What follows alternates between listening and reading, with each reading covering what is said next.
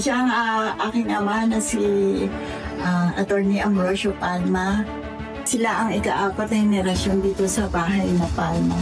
Kami ang ikalima na dito kami lahat lumaki sa bahay na ito. This is already our ancestral house.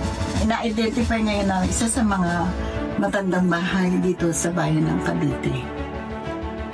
Ito ang aming azotea na ginagamit namin na pagsama-sama ng pamilya. Pero ang historical ng lugar na ito ay ang sabi ng aming mga ninuno nung araw, panahon ng Katipunero, dito sila nagmi-meeting. And also, dito nangyari yung Battle of Balimbing.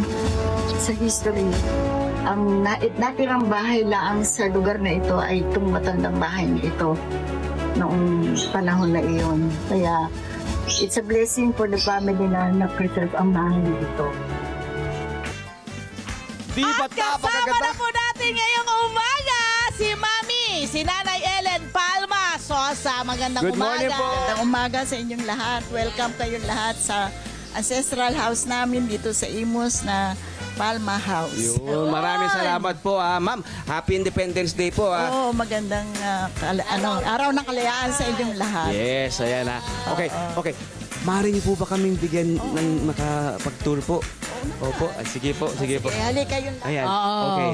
So, Mag-umpisa tayo dito Original sa... stairs pa rin to. Original pa rin ho ito? Yes.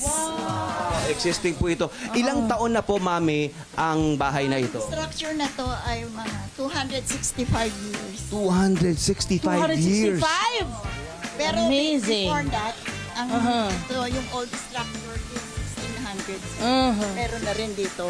So meron pong Nakatayo. old structure noong 1600s po. Okay. Mga mid. Dito tayo, maupo tayo, friend. Ang ganda eh. Yung bubong is made of bubong. Opo. Ito, o nga po ano. This is made of pawid. Oo. Ni-reinforced na para po syempre to... Yun pong mga ano, ma'am. Ito pong parang mga beams. Ano yan? It's an original beams, lahat yan. Wow! Walang binago. Mga So, original. yung butas na yon, Oh. during the Battle of Balimbing, tinamaan niya ng kanyon. Ayun, And kaya then nasira. lumusot yan dito. Doon sa area to. Oh. Kaya, pinreserve pa rin namin. Pero look at that.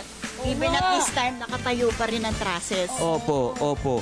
Yan ho ay mga kahoy. Yes. Paano nyo inaalagaan na hindi po masira? Kasi syempre, Oo. ang kahoy yan ang isa sa pinakamabilis masira eh. Oo. Anay, kami, hindi ba? Kami din Lahat. na-amaze kasi nagugulat kami kasi even at this time, hindi, ganyan pa rin siya. Hindi nasisira. Wala hindi po kayong siya- ginagawa para po protektahan laban sa Pinipreserve lang anay. namin Sa... ang binabarnisan or Opo. Parang ito, nakikita ko, nararamdaman ko. Yeah. Lalapit lang ako dito, Lab, ha? Tingnan nyo ito, ha? Oo. Tingnan nyo ito. Ito ay... yan ang original post. Opo, puno Made po of ito. puno. Hindi ba? Opo. Puno, Opo, ano? May idea ho ba kayo kung anong klaseng mga puno ang pinaggamitan ng mga kahoy na ito? Okay, nung araw sabi, maaring sampalok, oo, or nara, oo. So, ay, hindi ko alam kung anong inano nilang matatanda, pero it's an original post. Yeah. Itong mga ito na may mga gamit ho rito. Furniture dito. Ito po. Yan. Ilang taon na po ito? Ba, hindi ko alam malampas na. Siguro mga 1800 plus. Wow! Ito, noong 1800s pa. Yeah, So, ito wow. ang receiving area po ninyo. Ito po Oo, living ito area po. living Ito area. living area, mga Oo, kabarangay, ha? living area. At gusto-gusto natin ito, meron silang daybed dito. Di ba? Ganda kasi, di ko nga naman noong mga panahon, naalala, na-imagine nyo noong mga panahon na ito, di ba? Meron kayong ganitong area rito, di ba? Nagbabasa kayo, uminom kayo ng tsokolate, o tsokolate, tapos may bintana. Pag sinara mo yan, ito ang lock. Iyan pong bintana, ito, existing po yan. Lock. Even the door, itong door na to, pagka ang pinaka-lock mo yan, ito ang pinaka, kasi inurong natin, you can push that, may pupush mo and then isasara na natin. Okay. So pagpasok nyo rito, receiving area, dito kayo pwede magminindal. Pero ito pong inyong dalawa pong kanilang dining area. Itong formal. Ayan po. This is a formal dining area. Ganda rin dito. Oh, wow. Dito na tayo. Mga grandfather ko, grandmother ko. Ito po sila. Sino po sila? Mother ko. Opo. And my dad. Ito po. Tatay ko. Tatay tawag namin, tsaka nanay pala. Opo. So ito po ay inyong formal dining area. Oo, ito dito ang mga bisita. May bisita kami. And then, yan, diyan kami nagsasama-sama. At Opo. kung Upuan, original pa rin mo ba ito? Oo. Pati nga itong mga detalye na ito. Gusto natin ito. Gusto natin itong mga... Decoration lang yan. So dito kayo laging naghahuhuntahan, yung mga masasarap Dito yung kami sa kabila. Para sa mga parties kasi may informal. Party. So, ito yung kami informal naman. Rikit, pasok kayo mga kabarangay. Every day, oo. Dito kayo lagi. Oo. Where the family get together to eat. Oo, yan. Ilan ho ba kayo rito na kailangang Ika-fifth generation na kami. Ang kami magkakapatid, 6.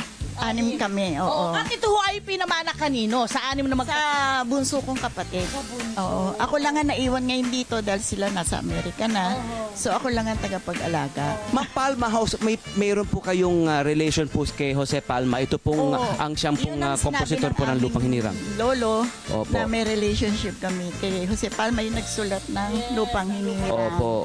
Ano pakiramdam na may ganun kayo? Lineage. Siyempre, mahal mo yung nangyari nung Oo araw. naman, So, di ba? it's Nakaka-proud. you will treasure. Oo naman. And this house, pinagbilin sa amin ng ingatan din. Tara, punta na tayo dito sa exciting Ang ganda na rin lugar. ito. Existing yung mga itong cabinet na yan. Ako, yan ang mga ginagaya ng mga... Kaya nga may replica tayo eh. Kasi yan ang mga original, di ba? Huwag natin itapon, huwag Original. sayangin. Ito na. Dito naman tayo. Ito naman, ano ho naman itong area na ito? Dating kusina namin. Lutuan. Lutuan.